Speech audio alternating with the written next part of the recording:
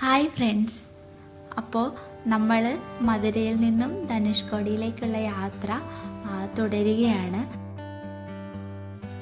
നല്ല ഭംഗിയുള്ള റോഡുകളാണ് അവിടെ നമുക്ക് കാണാൻ വേണ്ടിയിട്ട് സാധിക്കുന്നത്. സ്ട്രെയിറ്റ് ഹൈവേ ആണ്. പിന്നെ ഹൈവേയുടെ നടുക്കായിട്ട് കുറേ ചെടികൾ ഇങ്ങനെ വെച്ച് പിടിപ്പിച്ചിട്ടുണ്ട്. അത് നിറച്ചും പൂത്ത് നല്ല ഭംഗിയായിട്ടാണ് നമുക്ക് അവിടെ ഫുള്ളായിട്ടും കാണാനായിട്ട് സാധിക്കുന്നത്. ആ റോഡ് തന്നെ കാണാനായിട്ടൊരു പ്രത്യേക ഭംഗിയാണ്. ഇങ്ങനെയുള്ള ഈ യാത്രയിൽ നമുക്ക് പ്രത്യേകിച്ച് ക്ഷീണമൊന്നും അനുഭവപ്പെടില്ല.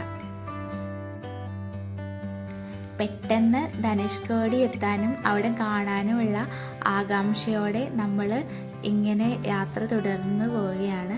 അപ്പോൾ നമുക്ക് ഈ ബോണസായിട്ട് കിട്ടുന്നതാണ് വഴിയരികിലുള്ള കാഴ്ചകളാണെങ്കിലും നമ്മൾക്ക് അല്ലാതെ കിട്ടുന്ന കാഴ്ചകളാണെങ്കിലും എല്ലാം നമുക്ക് ബോണസായിട്ട് കിട്ടുന്ന ഒരു കാഴ്ചകളാണ്. നല്ല പ്രത്യേക ഭംഗിയാണ് കാഴ്ചകളെല്ലാം. നമുക്കിങ്ങനെ പറഞ്ഞ് വിവരിക്കാൻ പറ്റാത്ത ഒരു അനുഭവമാണ് നമുക്ക് ആ യാത്രയിൽ കൂടിയെല്ലാം ലഭിക്കുന്നത്. നമ്മൾ ഇനി എത്തിച്ചേരുന്നത് പാമ്പൻ പാലത്തിന് മുമ്പുള്ള സ്റ്റാർട്ടിംഗ് പോയിന്റിലാണ്. അവിടെ ചെറിയൊരു പാർക്കുണ്ട്. നമ്മൾ അവിടെ ഇറങ്ങിയിട്ട് ആ പാർക്കിൽ ഇറങ്ങിയിട്ട് അവിടെ ഫുള്ളായിട്ട് ഇങ്ങനെ ചുറ്റി നടന്ന് കണ്ടു. കടലിനോട് ചേർന്നിട്ടുള്ള ഒരു പാർക്കാണ്. അപ്പോൾ അത് അവിടെ നമുക്ക് വിശ്രമിക്കാനും അതിൽ നടക്കുവാനും പിന്നെ കുഞ്ഞുപിള്ളേർക്കുള്ള കുറേ ആക്ടിവിറ്റീസൊക്കെ ഉണ്ട് അവിടെ. ഞങ്ങൾ കുറച്ച് നേരം അവിടെ സ്പെൻഡ് ചെയ്തതിന് ശേഷം വീണ്ടും യാത്ര തുടർന്നു. വീണ്ടും നമ്മൾ വേറെ ഭയങ്കരമായിട്ട് എക്സൈറ്റഡായിട്ട് കാണാനിരുന്ന ഒരു കാഴ്ചയിലേക്കാണ് വീണ്ടും നമ്മൾ പോകുന്നത്. എൻജിനീയറിംഗ് വിസ്മയമായ പാമ്പൻ പാലം അങ്ങനെ നമ്മൾ അവിടെ ചെന്ന് കണ്ടു. അവിടെ കുറച്ച് നേരം ഇറങ്ങി നിന്നു. എന്നിട്ട് അപ്പോൾ നമുക്ക് നേരത്തെ നശിച്ചു പോയ പഴയ പാലവും ഇപ്പോൾ പുതിയതായിട്ട് കൺസ്ട്രക്റ്റ് ചെയ്ത പുതിയ പാലവും നമുക്ക് കാണാൻ വേണ്ടിയിട്ട് പറ്റും. നമ്മളിങ്ങനെ ഭയങ്കര എക്സൈറ്റ്മെൻറ്റോടെയും വണ്ടറായിട്ട് ഇങ്ങനെ അത് നോക്കി നിന്ന് കണ്ടു. നമ്മളവിടെ നിന്ന് ഫോട്ടോസൊക്കെ എടുത്തു, വീഡിയോസൊക്കെ എടുത്തു. ഭയങ്കര സന്തോഷമായിരുന്നു അത് കാണുമ്പോഴത്തേക്കും. നമ്മൾ ആദ്യമായിട്ടാണല്ലോ അവിടെ പോകുന്നത്. അപ്പോൾ നമ്മളിങ്ങനെ പറഞ്ഞു കേട്ടിട്ട് മാത്രമല്ല ഉള്ളൂ. അപ്പോൾ നമ്മൾ നേരിട്ട് കാണുമ്പോഴത്തേക്കും ഭയങ്കര സന്തോഷവും എക്സൈറ്റ്മെൻറ്റും ഒക്കെ ഉണ്ടായിരുന്നു. നല്ലൊരു കാഴ്ചയായിരുന്നു അത്. കാരണം എന്താണെന്ന് വെച്ച് കഴിഞ്ഞാൽ നമ്മളെ ഭയങ്കരമായിട്ട് അത്ഭുതപ്പെടുത്തുന്ന കാഴ്ചയാണ്.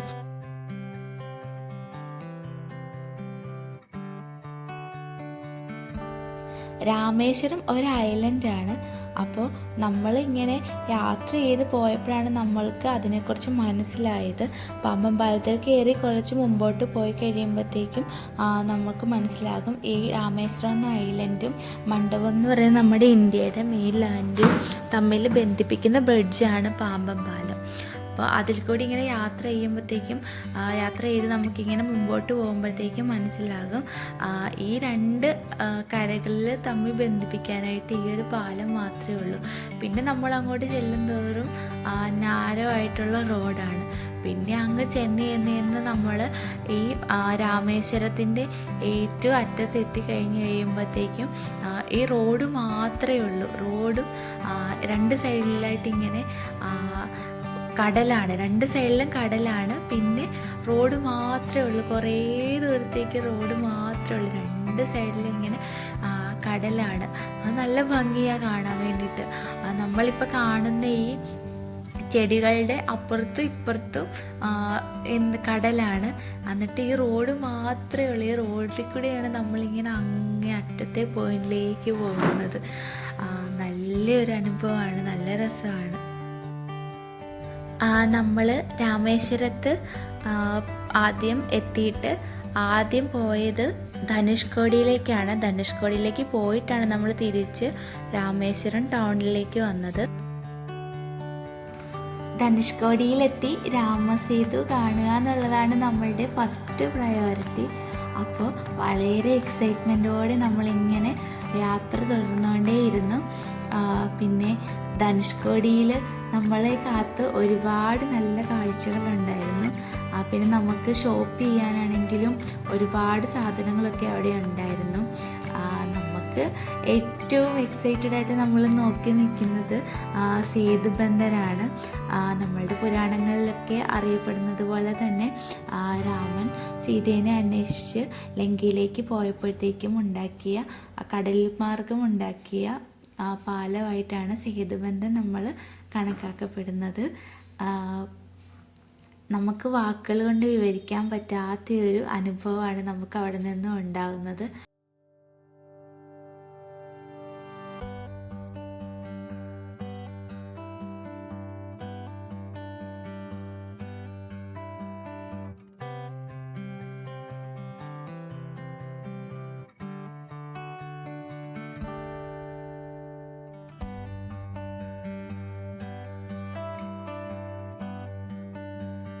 ഞങ്ങൾ കുറേ അധികം നേരം അവിടുത്തെ കാഴ്ചകൾ കണ്ട് ഇങ്ങനെ സ്പെൻഡ് ചെയ്തു. അവിടുത്തെ കാഴ്ചകൾ കണ്ടു.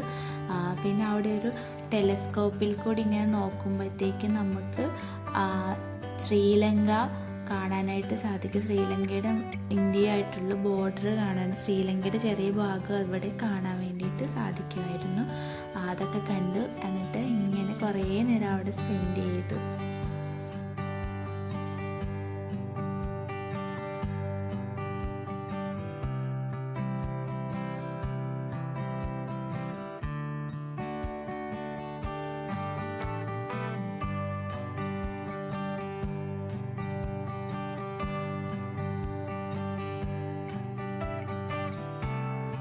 കാഴ്ചകളെല്ലാം കണ്ട് കുറേ നേരം അതിൽ നടന്നതിന് ശേഷം നമ്മളുടെ കടലിൻ്റെ ആ ഭാഗത്തേക്കുള്ളൊരു ചെറിയ ഓപ്പണിങ്, അതായത് കടൽ തീരത്തിൻ്റെ ആ ഭാഗത്തേക്ക് നമ്മൾ ഇറങ്ങി. അവിടെ നിന്ന് കഴിഞ്ഞ് കഴിഞ്ഞാൽ നമുക്ക് രാമസേതു കാണാം. പിന്നെ ആ കടലിൻ്റെ ഫുള്ളായിട്ടുള്ള വ്യൂ കാണാം. പിന്നെ അവിടെയാണ് ആ റോഡ് കഴിഞ്ഞിട്ട് കടൽ സൈഡിലേക്ക് വരുന്ന അവിടെയാണ് ആ എൻ പോയിൻ്റ് വരുന്നത്. അവിടെ നിന്നാൽ നമുക്ക് നല്ല വ്യൂ ആണ്. പിന്നെ കടലിലേക്ക് ഇറങ്ങാം. ആ ചെറിയ വഴി കൂടി നമ്മൾ ഇറങ്ങി കടലിലേക്ക് ഇറങ്ങി.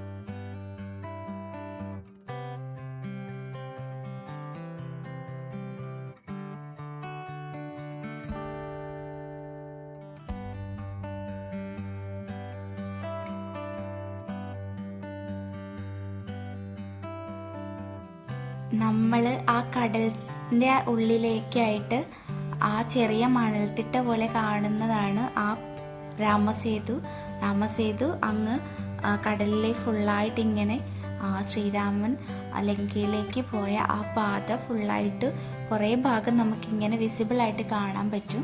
വീഡിയോ എടുക്കുമ്പോൾ അത് എത്ര ക്ലാരിറ്റിയോടെ വിസിബിലിറ്റിയോടെ നമുക്ക് കാണാൻ പറ്റുമെന്നറിയില്ല. എന്നാലും ആ കാണുന്നതാണ് രാമസേതു. നമ്മളുടെ വിശ്വാസത്തിൻ്റെ ഏറ്റവും അടിത്തറയായിട്ട് വലിയൊരു അത്ഭുതമായിട്ട് നമ്മൾ കാണുന്ന അതാണ് രാമസേതു. പറഞ്ഞറിയിക്കാൻ പറ്റാത്തൊരു എക്സ്ട്രീമായിട്ടുള്ള ഹാപ്പിനെസ്സാണ് നമുക്ക് അവിടെ നിന്ന് ലഭിക്കുന്നത്. വീണ്ടും ഞങ്ങൾ യാത്ര ചെയ്ത് തിരികെ പോയിരുന്നു. അപ്പോൾ നമുക്ക് വരുന്ന വഴിക്ക് നമുക്ക് മഴ പെയ്തു. ഇപ്പം നമ്മൾ കാണുന്നത് റോഡിൻ്റെ സൈഡിലേക്ക് ഉള്ളിലേക്ക് ജഡായു തീർത്ഥം എന്ന് പറയുന്ന ഒരു ടെമ്പിൾ ഉണ്ട് അവിടെ. ആ ടെമ്പിളിലേക്ക് പോകുന്ന വഴിയാണ്. നമ്മളിപ്പോൾ കാണുന്നത്. ഈ കാണുന്നതാണ് ജടായു ടെമ്പിൾ. തിരിച്ചു വരുന്ന വഴിക്ക് നമുക്ക് അബ്ദുൽ കലാം സാറിൻ്റെ വീട് സന്ദർശിക്കാൻ വേണ്ടിയിട്ടുള്ള ഒരു ഭാഗ്യം കൂടി ലഭിച്ചു. അങ്ങനെ അദ്ദേഹത്തിൻ്റെ വീട് ഫുള്ളായിട്ട് നമ്മൾ നടന്ന് കണ്ടു. ഇൻസൈഡ് നമുക്ക് ക്യാമറ അലൗഡ് അല്ലായിരുന്നു. സെക്കൻഡ് ഫ്ലോറിലായിട്ട് അദ്ദേഹത്തിൻ്റെ ഒരു മ്യൂസിയം ഉണ്ടായിരുന്നു. അദ്ദേഹത്തിന് ലഭിച്ച പുരസ്കാരങ്ങളെല്ലാം അവിടെ പ്രദർശിപ്പിച്ചിട്ടുണ്ടായിരുന്നു. നമുക്ക് അകത്ത് ക്യാമറ അലൗഡ് അല്ലായിരുന്നു. അപ്പോൾ നമ്മളകത്ത് കയറി ഫുള്ളായിട്ടും അത് അവിടെ എന്തൊക്കെ സൂക്ഷിച്ചിട്ടുണ്ട്, അദ്ദേഹത്തിൻ്റെ ഓർമ്മകൾ സൂക്ഷിച്ചിരിക്കുന്നതായിട്ടുള്ള എല്ലാ കാര്യങ്ങളും നമ്മൾ അവിടെ നിന്ന് കണ്ടു.